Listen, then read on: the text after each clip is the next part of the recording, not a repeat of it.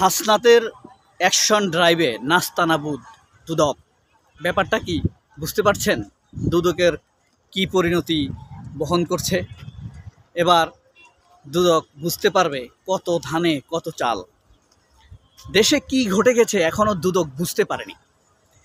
হাসনাত আবদুল্লাহরা, নাহিদ ইসলামরা কি ঘটিয়ে দিয়েছে সাদেক কায়েমেরা, এখন দুদকের টের পাওয়া উচিত বলেই আমি মনে করি।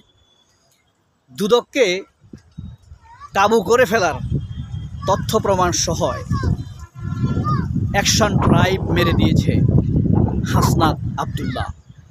24-এর সিংহ পুরুষ খ্যাত হাসনাত আবদুল্লাহর এই মায়েরে দুদক আর ঘাড় সোজা করে দাঁড়াতে পারবে কিনা সেটি এখন দারুণ একটি সন্দেহের বিষয়, আলোচনার বিষয়। আপনারা জানেন 5 আগস্ট মুক্তিযুদ্ধের প্রধানতম নেত্রী, ভারতের উপশক্তি শেখ হাসিনা পালিয়ে যাবার পর রেড ক্রিসেন্টে নিয়োগ পেয়েছিল বাংলাদেশের একজন নারী নেত্রী মাহমুদা মিতু। রেড ক্রিসেন্টের উচ্চতম পদে নিয়োগ পেয়েছেন। এই দুদক আসলে জনতার দুদক না, রাষ্ট্রীয় সম্পদ সুরক্ষার প্রতিষ্ঠান দুদক না। এই দুদক হলো শেখ হাসিনার দুদক। তাদের কাজই হলো চোখকে অন্যদিকে ঘুরিয়ে রাখা, শেখ হাসিনার অপরাধগুলোকে ঢেকে রাখা। যেমন মিডিয়া করছে, বাংলাদেশের ফ্যাসিবাদী মিডিয়া এখনও কিন্তু ঠিক হয়নি। মিডিয়া সজীব ওয়াজেদ জয়ের বাণী প্রকাশ করে, তো এই যে মব সন্ত্রাস, এই শব্দটা প্রথম ব্যবহার করছে কে? সজীব ওয়াজেদ জয়। তার কথাটিকেই তারা পুঁজি করে ছাত্র জনতার বিরুদ্ধে ব্যবহার করছে মব সন্ত্রাস। অথচ আওয়ামী লীগের আমলে মাহবুবুল্লাহ, ঢাকা ইউনিভার্সিটির শিক্ষক, বিশিষ্ট বুদ্ধিজীবী, ছাত্র ইউনিয়নের সাবেক প্রেসিডেন্ট, তার শার্ট জামা কাপড় ছিঁড়ে প্রেস ক্লাবে ফেলে রেখেছিল। তখন তো আমরা এসব সুশীলদেরকে ফেসবুকে স্ট্যাটাস দিতে দেখিনি।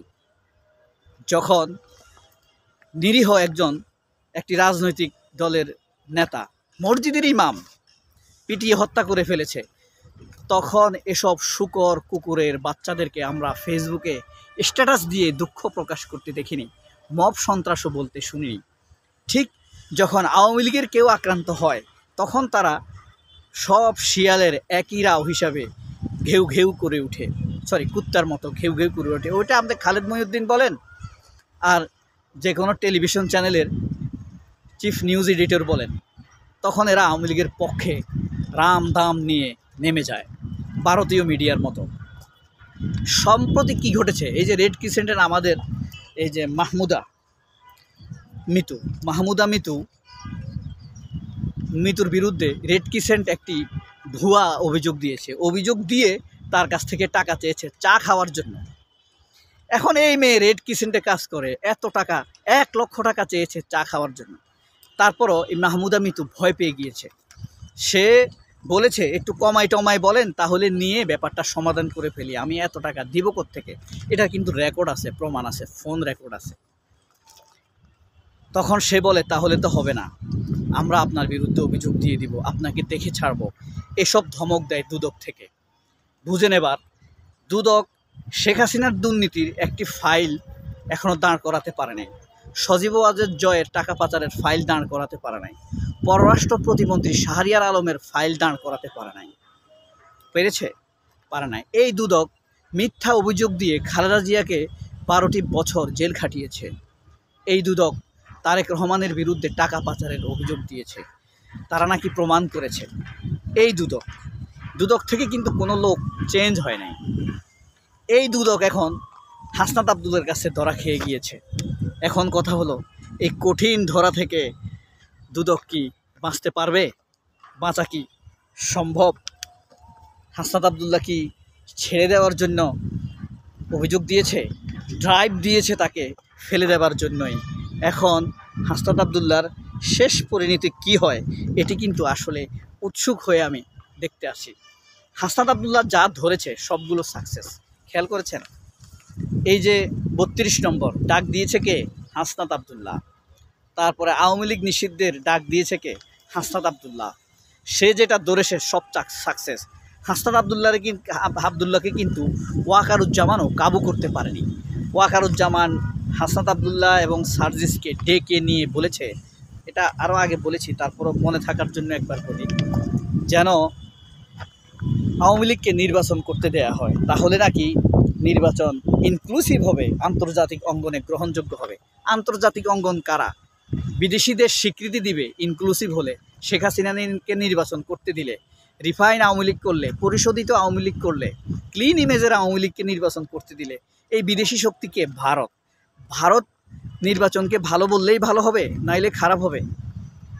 বেটা মাদার চোদ ওয়াকারুজ্জামান কুত্তার বাচ্চা, আওয়ামী লীগের কেউ আক্রান্ত হলেই কয় সার্বভৌমত্ব ছাড় দিব না। ভারতের স্বার্থে হানি লাগলেই বলে যে আমরা সার্বভৌমত্বের পক্ষে দাঁড়াবো। ভারতের পক্ষে দাঁড়ানো তোর কাজ? মির্জাফরের ছাও মাদার চোদ, গুলি কর রাস্তায় নেমে। আবার তোদের গুলি করা ছাড়া তোদের আর কোনো যোগ্যতা নেই। এসব বাস্টার্ড যৌথ বীর্যে জন্ম নেওয়া সুরের বাচ্চাদের আর কোনো যোগ্যতা আছে বলেন? এরা মানুষ মারা ছাড়া এদেরকে আল্লাহ কোনো যোগ্যতা দিয়েছে? মানুষ মারা, চুরি করা, চোরের সহযোগিতা করা। যখন আওয়ামী লীগ বিডিআর হত্যা হয়েছে তখন ওয়াকার কোথায় ছিল? মব সন্ত্রাস তখন হয় নাই? বিশ্বজিৎকে যখন হত্যা করেছে তখন মব সন্ত্রাস, তোরা কোথায় ছিলি? যখন নিরপরাধ নির্দোষ মাদ্রাসা ছাত্রদেরকে নিয়ে জঙ্গি বানাইছে ওয়াকারের বাচ্চা, তখন কই ছিলি? হ্যাঁ, তোর মায়ের পেটে ছিলি বাস্টার্ড? তখন তোর এগুলো আসে নাই। এরপরে ভারতকে করিডর দিয়ে দিয়েছে, বন্দর দিয়ে দিয়েছে, ভারতের কথা ছাড়া আমরা বন্দর থেকে কোনো বেনিফিট পাবো না, তখন তুই কোথায় ছিলি? তখন তোর দেশপ্রেম আসে নাই। এ হলো মূল কালপ্রিট। যুগে যুগে আমরা মির্জাফর দেখেছি, যুগে যুগে আমরা মইনিও দেখেছি, আজিজ দেখেছি, মবিন দেখেছি, আইকেবি দেখেছি, মাসুদউদ্দিন দেখেছি, কিন্তু শেষে এসে আমরা এই ওয়াকারদেরকে দেখলাম।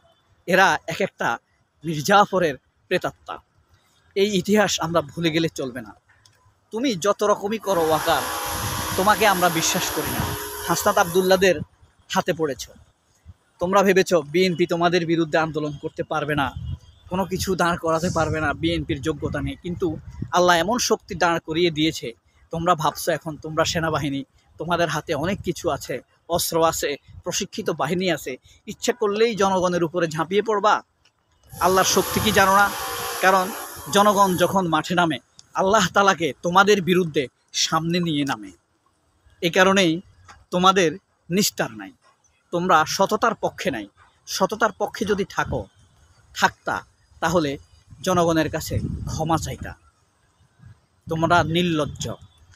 তোমাদের, আমরা পুরো সেনাবাহিনীকে তো অপরাধী মনে করি না। তুমি ভাবছ তোমার হাতে পুরো সেনাবাহিনী আছে, সেটাকে ব্যবহার করে জনগণের বিরুদ্ধে মব প্যাট্রিয়টিজম করতে চাও। তোমার উপরে আল্লাহর নালত বর্ষিত হবে। তুমি জনতার বিপক্ষে দাঁড়িয়েছ। হাসনাত আবদুল্লাহরাই জিতে যাবে। কয়টা বুলেট মারবে? কয়টা হাসনাত আবদুল্লাহকে মারবা তোমরা? হাসনাত আবদুল্লাহর সাথে আমাদের দোয়া আছে। সবাই নিশ্চয়ই দোয়া করবেন হাসনাতদের জন্য। অনেক ভালো থাকবেন। আল্লাহ হাফেজ। আসসালামু আলাইকুম।